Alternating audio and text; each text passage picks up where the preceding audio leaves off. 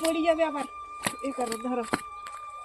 এত বড় মাছ, অনেক বড় মাছ হচ্ছে। হ্যাঁ, আর চুনা মাছ আছে। কি জাল পুকুরে টানছিল?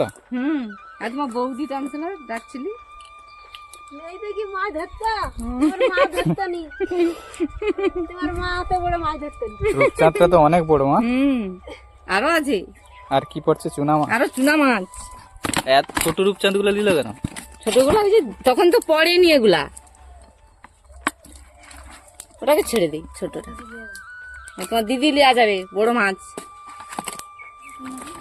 চুনাটা শুধু আলাদা করলে কতগুলা মুরালা মাছ দেখছ। ঢাকায় রাখো।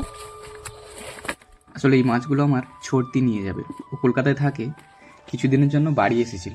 তো যাওয়ার সময় বাড়ির পুকুর থেকে কিছু মাছ, কিছু সবজিও নিয়ে যাবে। তো সেই জন্যে মা আর আমার এক বৌদি পুকুরে জাল টেনে এই মাছগুলো ধরেছে।